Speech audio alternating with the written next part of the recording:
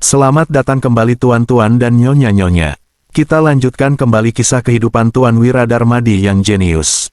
Mohon dibantu subscribe yang belum subscribe ya. Untuk yang sudah dukung channel ini terima kasih. Mari kita lanjutkan ceritanya. Sekarang masih drama penggeledahan kereta rombongan Wira. Tetap santai ya tuan-tuan, biarpun masih satu bab untuk hari ini. Bab 535. Wira mengangguk dan menjawab, benar. Tetapi isinya hanyalah bantal, selimut, pakaian, dan kebutuhan sehari-hari. Teman-temanku juga duduk di dalam. Yang penting itu kereta kudamu. Mata Satria langsung berbinar. Kemudian, dia melirik ke arah orang-orang kepercayaannya di belakang dan berkata, cepat geledah 10 kereta kuda itu. Lihat apakah mereka menyembunyikan barang terlarang di sana. Sekelompok prajurit yang dibagi menjadi 10 tim pun bergegas mengepung 10 kereta kuda itu. Mereka langsung menarik turun orang yang ada di dalam kereta tanpa peduli pada kemarahan orang-orang itu. Setelah itu, mereka masuk ke dalam kereta kuda, lalu menaruh baju zirah dan panah busur ke dalam selimut serta pakaian sebelum pura-pura menggeledah. Para prajurit itu melakukan hal yang sama di 10 kereta kuda Wira dan bahkan tidak menyembunyikannya dari orang-orang yang mereka tarik keluar. Mereka merasa orang-orang ini akan segera tahu alasan mereka melakukan hal ini. Jadi, mereka tidak peduli meskipun orang-orang ini melihat tindakan mereka.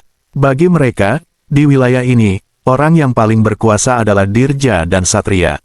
Orang lainnya tidak akan mampu melawan. Para prajurit itu sepertinya sama sekali tidak sadar bahwa sekelompok orang yang mereka tarik turun dari kereta kuda sudah sangat marah. Pak Satria, aku menemukan sebuah panah busur dan baju zirah. Aku menemukan 2 baju zirah. Pak Satria, orang-orang ini adalah pemberontak. Mereka menyembunyikan barang-barang terlarang. Pak Satria, ada total 10 panah busur dan 20 baju zirah yang ditemukan dalam 10 kereta kuda ini. Seorang bawahan Satria berseru terkejut, seolah-olah memang merasa sangat terkejut. Apa, kalian menyembunyikan barang terlarang dan juga dalam jumlah yang begitu banyak? Satria juga pura-pura terkejut, tetapi tetap tidak bisa menyembunyikan kegembiraannya. Dia berkata, menurut aturan Nuala, menyembunyikan masing-masing 3 buah panah busur dan baju zirah adalah pelanggaran besar. Wira, apalagi yang mau kamu katakan? Kalau kamu sudah berbuat begitu, apalagi yang bisa kukatakan? Wira pun tertawa saking marahnya. Meskipun berjarak begitu jauh, dia juga bisa melihat para bawahan Satria yang memasukkan barang-barang terlarang itu ke dalam kereta kuda. Ini tidak ada bedanya dengan jebakan yang dilakukan secara terang-terangan. Intinya, mereka tidak berniat untuk melepaskan Wira. Danu, pasukan zirah hitam, para veteran, dan pemuda dari tim pengawal juga murka.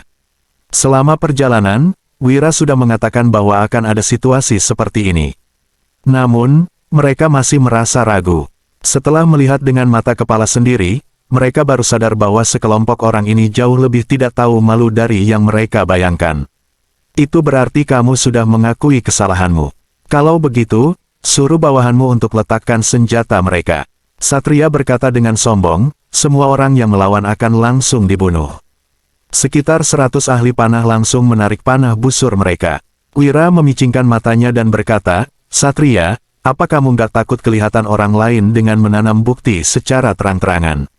Memangnya kenapa kalau ada yang lihat? Aku memang mau memfitnahmu. Siapa yang berani menjadi saksimu? Satria berkata dengan angkuh, biarpun ada yang berani bersaksi untuk menembelamu di kota pusat pemerintahan Lokana, Pak Dirja yang akan mengadili masalah ini. Kamu nggak akan bisa melawannya. Benar, kalau rakyat jelata yang mengalami hal seperti ini, mereka nggak akan bisa melawan kalian. Ujar Wira dengan penuh amarah. Sepanjang sejarah, rakyat jelata memang tidak pernah bisa melawan pejabat. Para pejabat bisa memutarbalikkan fakta dengan mudah, sedangkan rakyat jelata hanya bisa menerima nasib. Satria berkata dengan sombong, baguslah kalau kamu tahu. Cepat menyerahlah, menyerah, jangan mimpi. Wira mencibir, biarpun harus mati, aku juga akan menarik musuhku untuk ikut mati bersama dan menghancurkan egonya. Tapi, orang buta sepertimu bahkan nggak layak menjadi musuhku. Orang buta, begitu menyadari makna tersirat dari ucapan Wira dan orang-orang di belakang Wira yang tidak terlihat panik sedikit pun, Satria pun merasa ada yang tidak beres dan bertanya, apa maksudmu? Bersambung,